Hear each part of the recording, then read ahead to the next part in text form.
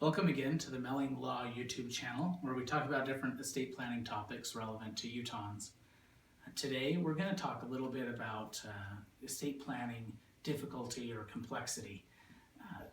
I think a lot of people think, well, if I have more money, my estate plan is going to be more complex and I really need the help of an attorney. Whereas if I have less money or fewer assets, I don't really need to go to an estate planning attorney to plan for my estate. I have encountered multi-million-dollar estates that really needed very minimal planning, and I've encountered some estates worth less than $50,000 that actually needed quite a bit of input from a professional to make sure that the property still passed to the family as intended. I guess what I'm trying to get across is it doesn't really matter how much you have. There are a lot of other factors that affect whether or not you need an estate plan and what that estate plan is going to look like and how complex it's going to be. Sometimes you need the input of an attorney, CPA, and a financial planner, or maybe more individuals than that. And sometimes maybe you'll be fine with the self-help form that you can find online. Certain factors that really change the complexity of an estate plan. Obviously, if you own real estate in Utah, your estate is not exempt from probate unless you have a trust or if that property is held by a business entity. So if you have real estate, that's kind of one extra thing that might make you want to lean toward getting advice from a professional rather than a do-it-yourself approach.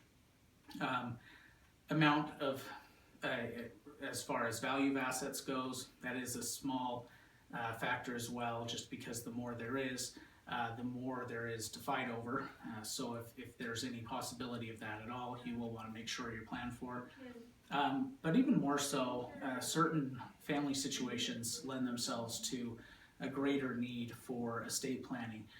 For instance, if you are married to someone who is not the parent of all of your children, if you have children from a previous relationship, or if your partner has children from a previous relationship, that's really heavily recommended that you get some professional advice, just because of the way that Utah's laws work with succession, and you'll want to make sure that whether you want to leave everything to your spouse or everything to your other kids or a combination, you want to make sure that that's actually effective, because Utah has some laws that govern that. So even if you have a will, self-written, whatever it is, even if it's valid, it still may not have the effect you intend if your family structure is that way.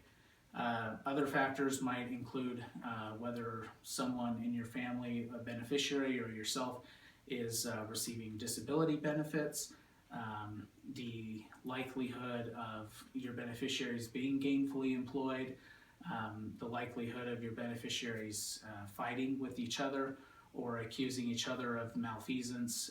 If you, let's say you're like 90% of Utahns and you want your oldest child to manage the trust or be your executor of your will, what does that family dynamic look like, and are we putting adequate protections in place to make sure they're not being accused of any wrongdoing, even if there is no wrongdoing?